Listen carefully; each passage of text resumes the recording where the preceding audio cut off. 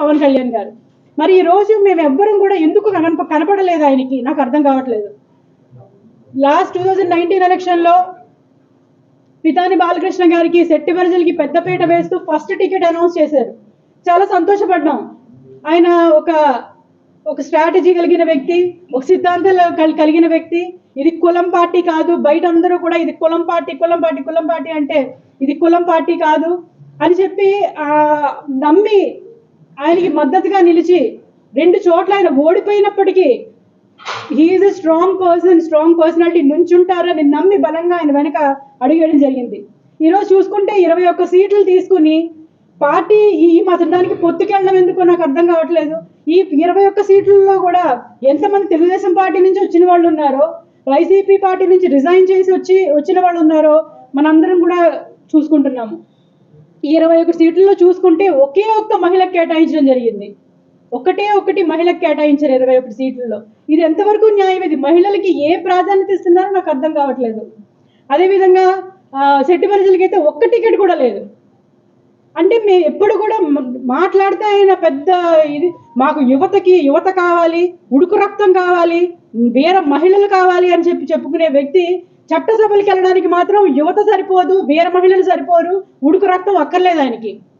ఇక్కడ కాకినాడ రూరల్లో ఒక ముసలాడికి ఇచ్చారు కదండి, ముఖ్యమంత్రి అని పలకడం కూడా చేత కాని ఒక దద్దమ్మకి, ఒక సన్నాసికి ఈరోజు కాకినాడ రూరల్లో జనసేన టికెట్ కేటాయించారు. అది ఏ రకంగా చూసుకుని కేటాయించారో, అంటే కాపు అనే వ్యక్తి, కాపు అయితే సరిపోతుంది అన్నమాట, వీరికి వేరే అదర్ క్వాలిఫికేషన్స్ ఏమీ అవసరం లేదు. అటువంటి వ్యక్తికి ఈరోజు జనసేన పార్టీ ఇక్కడ చెప్పుకుంటారు కదా, చాలా మంది చెప్పుకుంటారు కదా, ఈ యొక్క కూటమికి ఎవరికి ఇచ్చినా నెగ్గేస్తుంది అని. అంటే సన్నాసులకి దద్దమ్మలకి ఇచ్చినా కూడా నెగ్గేస్తుంది, ప్రజల యొక్క వాళ్ళ ఇంటర్నల్ ఆలోచనలు అవసరం లేదు. కేవలం మీకు గవర్నమెంట్ ఫామ్ చేసేయాలి అన్న ఒక్క ఉద్దేశం తప్ప ఎవరికి ఇస్తున్నాము, ఎవరు వస్తున్నారు ఏంటి ఏమీ అవసరం లేదు. డిసెంబర్లో పవన్ కళ్యాణ్ గారు ఇక్కడికి వచ్చి నానాజీ నువ్వు ఎక్కడెక్కడ డబ్బులు వసూలు చేసేవో చెప్పు, నువ్వు ఎక్కడెక్కడ డబ్బులు దొబ్బేసేవో చెప్పు, ఆ లిస్టు రాసిస్తే నేను వాళ్ళందరికీ కృతజ్ఞతలు చెప్పుకుంటాను అని చెప్పిన వ్యక్తి ఈరోజు ఎలా అర్హుడైపోయాడు? వైసీపీ నుంచి వచ్చిన వాళ్ళు ఈరోజు టికెట్లు ఇచ్చేసారంటే, అంటే వైసీపీలో ఉన్న వాళ్ళు పవన్ కళ్యాణ్ గారి ఉద్దేశంలో రౌడీలు, గోండాలు, జనసేనలోకి వచ్చేస్తే పునీతులు అయిపోతారు. ఇదే కదండి ఈరోజు పవన్ కళ్యాణ్ గారి ఉద్దేశం. నాదెండ్ల మనోహర్ అనే వ్యక్తి ఈరోజు పార్టీని సర్వనాశనం చేసేసాడు. ఆయన ఒక కేబినెట్ హోదాలో ఉండి ఒక పాలసీ మ్యాటర్ తెలిసిన వ్యక్తిగా, పార్టీ స్ట్రక్చర్ తెలిసిన వ్యక్తిగా ఈరోజు జనసేన పార్టీని ఏం చేశారు? పవన్ కళ్యాణ్ గారు మన మీటింగ్లో, తాడేపల్లిగూడెం మీటింగ్లో చెప్తున్నారు, మనకి పోల్ మేనేజ్మెంట్ లేదు, బూత్ మేనేజ్మెంట్ లేదు, వాళ్ళకి 40 years, తెలుగుదేశం వాళ్ళకి 40 years అనుభవం ఉంది కాబట్టి వాళ్ళకే మనం ఇద్దాము, వాళ్ళతో పాటు అడుగులేసి నడుద్దాము, వాళ్ళతో సమానంగా నడుద్దామని చెప్పడం జరిగింది. పోల్ మేనేజ్మెంట్, బూత్ మేనేజ్మెంట్ లేకపోవడం అనేది ఇన్ఛార్జీలు తప్ప.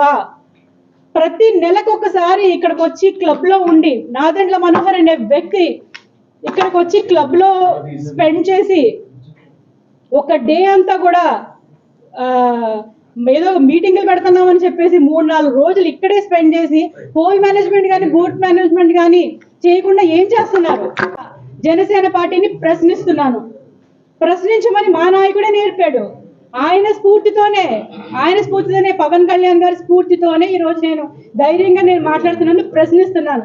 ఈరోజు జనసేన పార్టీ ఏం చేస్తుంది? పోల్ మేనేజ్మెంట్, బూత్ మేనేజ్మెంట్ లేకుండా దశాబ్ద కాలంగా పార్టీలో ఉన్నారు కదా ఆయన, దశాబ్ద కాలం పార్టీని నడిపారు కదా ఆయన. ఇప్పటికీ కూడా పోల్ మేనేజ్మెంట్, బూత్ మేనేజ్మెంట్ లేదు అంటే ఎవరి వైఫల్యం కారణం ఇది? ఖచ్చితంగా పవన్ కళ్యాణ్ గారు, నాదెండ్ల మనోహర్ గారు కూడా ఇందులో దీనికి సమాధానం చెప్పి తీరాలి. అంటే ఇంతమంది జన సైనికులు, పవన్ కళ్యాణ్ గారు అంటే పడి చచ్చిపోయే యువత, చట్లు చింపుకొని చెప్పులు కూడా లేకుండా ఆయన కారు వెనకాల పరిగెడుతుంటే ఆయనకి ఇంత కూడా జాలి కలగట్లేదా? వాళ్ళ భవిష్యత్తుని ఈరోజు సర్వనాశనం చేసేసారు. దశాబ్ద కాలం అంటే ఒక జనరేషన్ పోయింది. ఒక జనరేషన్ ఆయన వెనకాల తిప్పించుకుని మా నాయకుడు సీఎం అవుతాడు కలలు కానీ యువత ఈరోజు ఏమైపోవాలి? ఇప్పటికీ వన్ సైడెడ్గా మా నాయకుడు ఏదో చేస్తాడు, ఏదో ఉద్ధరిస్తాడు, ఈరోజు బీజేపీని టీడీపీని కలిసి కూటమి ప్రభుత్వం ఏర్పడుతుంది, మాకు ఏదో జరుగుతుంది, మాకు ఏదో మంచి జరుగుతుందని కలలుగానే యువత ఈరోజు ఏమైపోతుంది? కలలుగాను అని స్టేజ్ల మీద ఊకదప్పుడు ఉపన్యాసాలు ఇవ్వడమే కానీ యువతని ఈ రోజు అడ్డంగా గాలికి వదిలేసిన పరిస్థితి, ఈ రోజు వాళ్ళ భవిష్యత్తు నాశనం చేసిన పరిస్థితి ఈరోజు జనసేన పార్టీ చేస్తుంది. వీళ్ళంటికి చెలించి ఇంకా ఉండలేక, నాదెండ్ల మనోహర్ గారు చేసిన అకృత్యాలు చూడలేక, పవన్ కళ్యాణ్ గారు చుట్టూ ఉన్నటువంటి మనుషులు, హరిప్రసాద్ గారు, రాజకీయ కార్యదర్శి హరిప్రసాద్ గారు, అదేవిధంగా చక్రవర్తి, అదేవిధంగా కేకే, వీళ్ళందరూ మనుషుల్ని ఇలా దగ్గరికి రానివ్వరు పవన్ కళ్యాణ్ గారి దగ్గరికి. ఏదైనా చెప్దామన్నా, ఏదైనా చేద్దామన్నా సరే ఈరోజు పరిస్థితి లేదు అక్కడ. ఎంతసేపు ఒక క్వార్టరీ ఒకటి మెయింటైన్ చేస్తారు, ఒక కాపు క్వార్టరీ మెయింటైన్ చేస్తారు. ఆ క్వార్టరీ దాటి ఇంకొక సామాన్య మానవుడు ఎవ్వరు కూడా వెళ్ళలేని పరిస్థితి. ఈ రోజు అక్కడ ఇప్పుడు ఇంతమందికి టికెట్లు లేవు, సరే నాకు టికెట్ లేదని నాకు బాధ కాదు, అట్లీస్ట్ పిలిచి అమ్మా టికెట్ ఇవ్వలేకపోతున్నాం, దశాబ్ద కాలం వెయిట్ చేయండి, లేదా 2 దశాబ్దాలు వెయిట్ చేయండి, నేను మీకు ఉన్నాను, మనం కలిసి పనిచేద్దామని ఒక్క మాట అనని వ్యక్తి. కాపు కులంలో పుట్టింది కాబట్టి మరి వినూత్న అనే అమ్మాయి శ్రీకాళహస్తి నియోజకవర్గ ఇన్ఛార్జ్ 4 రోజులు ఏడిస్తే పిలిచి ఆమెను ఓదార్చి మీకు నేను ఉన్నానని భరోసా ఇచ్చారు. నెల రోజుల నుంచి కన్నీటి మున్నిడికి ఏకదాటిగా ఏడుస్తున్న పితాని బాలకృష్ణ గారిని ఎందుకు పిలవలేదు ఇప్పుడు దాకా? సరోజాన్ని పిలవలేదు, ఓకే, పితాని బాలకృష్ణని ఎందుకు పిలవలేదు అంటే కేవలం బీసీ సామాజిక వర్గం, శెట్టిపల్లి సామాజిక వర్గం చెందిన వాళ్ళు కాబట్టే మమ్మల్ని ఇంత చిన్న చూపు చూస్తున్నారు.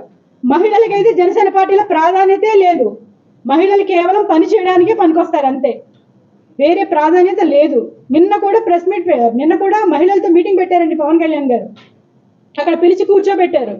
ఏంటి అంటే రాబోయే 2029 ఎలక్షన్లో మీకు 1/3 సీట్స్ వస్తాయి.